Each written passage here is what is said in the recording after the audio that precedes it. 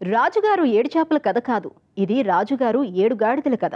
తమిళనాడులోని తిరుచి జిల్లా ముసిరి గ్రామంలో రాజ్ జోసెఫ్ అనే యువకుడు ఉన్నత విద్యావంతుడు. ఉద్యోగం లేక వ్యవసాయం చేశారు, కానీ కలిసి రాలేదు. అనుబంధ రంగాలకు వెళదామని నిశ్చయించారు. సంప్రదాయ రంగాలైన కోళ్ల పెంపకం, పాడి పరిశ్రమ కాకుండా 7 గాడిదలతో డాంకీ ఫారం పెట్టారు. దశ తిరిగింది. నెలకు లక్షల ఆదాయము కళ్ళజూస్తుంది. క్రమంగా సేద్యానుబంధ రంగంగా మారుతున్న వైనాన్ని తమిళనాడులో ఓ విద్యావంతుడి విజయగాథ నిరూపిస్తోంది.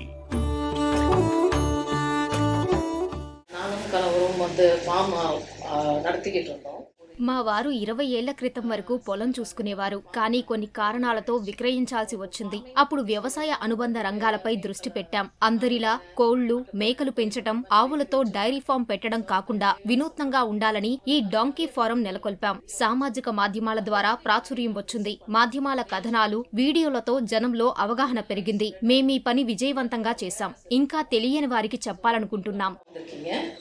இதை பற்றி சக்ஸஸ்ஃபுல்லாக நாங்கள் கொண்டு போயிட்டுருக்கோம். இது நிறைய பேருக்கு நாங்கள் சொல்லணும்னு நினைக்கிறோம்.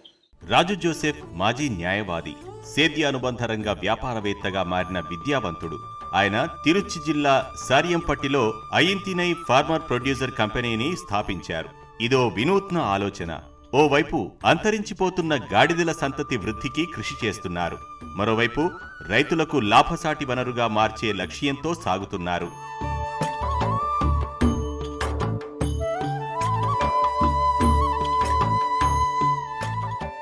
ஐந்தனை கழுத பண்ணையிலேருந்து உங்கள்கிட்ட பேசிகிட்டு இருக்கேன்.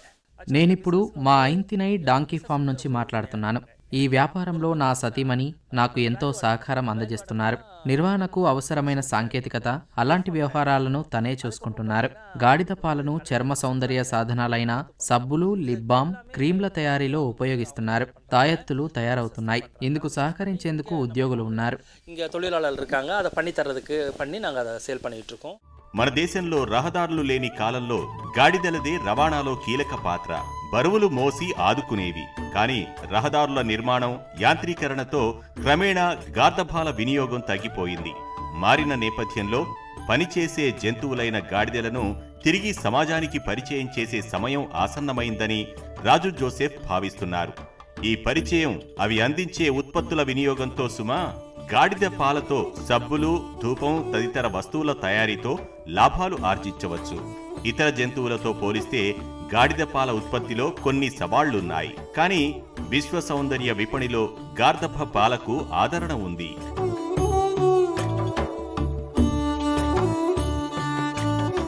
தொழிலா பண்ண முடியும்னா எப்படின்னா இதுல டைரக்டா கிடைக்கிற பொருட்கள்.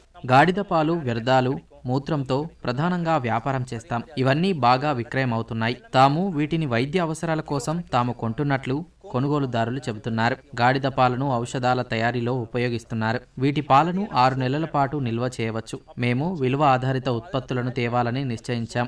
గాడిద పాలు ప్రధాన ముడి పదార్థంగా సబ్బులు, లిప్ బామ్స్ ఉత్పత్తి చేస్తున్నాం. వాటి వెంట్రుకలను తాయెత్తుల తయారీకి వాడుతున్నారు. వాటి ప్రతి ఉత్పత్తితో డబ్బే డబ్బు. அப்படின்னு பார்க்கும்போது எல்லாமே காசு தான். இதெல்லாம் நாங்கள் இப்போ பண்ணிக்கிட்டு இருக்க வேலையை வர பொழுது కళజ వలర్పులో நிறைய గాడిద పెంపకంలో చాలా సవాళ్లున్నాయి. వాటిని ఎలాగో అధిగమించాం. మొదట ఈ విషయం విని కొందరు మమ్మల్ని వింతగా చూశారు. అయినా లెక్క చేయలేదు. వీటి జాతి అంతరించే ప్రమాదంలో ఉందన్న విషయమే జ్ఞాపకముంది. ఇలాంటి సమయాన్నే వ్యాపార అవకాశంగా మలుచుకున్నాం. ప్రత్యేకించి గాడిద పాలు, వ్యర్థాలు, మూత్రానికి ఎంతో విలువ ఉంది. సామాజిక మాధ్యమాల్లో కొన్ని వ్యాఖ్యలు చూశాం. అలా ఓ వ్యక్తి అన్న మాటలు గుర్తున్నాయి. ఎవరూ కూడా గాడిదలను అంత తేలిగ్గా పెంచలేరు. అందుకు అదృష్టం కూడా ఉండాలి. మీకు అదృష్టం పుష్కలంగా ఉంది అని ఆయన రాశారు. కొందరు కొన్ని ప్రతికూల వ్యాఖ్యలు చేశారు. కానీ ఆయన అన్న మాటలు మాకెంతో ఉత్సాహాన్నిచ్చాయి. இந்த மாதிரி நிறைய இடத்துல இருந்து ఎంకరేజ్మెంట్ వரும். நிறைய ஒரு என்ன சொல்றதுன்னா நம்மள ఎంకరేజ్ பண்ணுவாங்க, நம்மள ఉత్సాహపడుతాங்க. గాడిద జాతి పరిరక్షణలో Tamil Nadu veterinary and animal sciences university చొరవ తీసుకుంటోంది. తిరుచి జిల్లాలో వీటి కేంద్రాల సంఖ్య పెరుగుదలకు ఇదే ముఖ్య కారణమని చెప్పవచ్చు.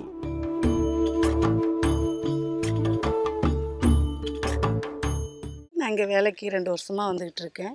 காலையில் 8:30 மணிக்கு வந்துடுவேன். గత 2 ఏళ్లుగా నేనిక్కడ పనిచేస్తున్నాను. ఉదయం 8:30 కల్లా వస్తాను. రాగానే వీటికి చిరుధాన్యాల ఆహారం, పొట్టు ఇస్తాను. సాయంకాలం మొక్కల సంబంధిత గ్రాసం అందిస్తాను. ఇక్కడ పనిచేయటం ఆర్థికంగా నాకెంతో మేలు జరిగింది. கஷ்டம் இதெல்லாம் கொஞ்சம் நீங்கி இருக்கு. சாரு வார சம்பளம் போட்டு தராங்க.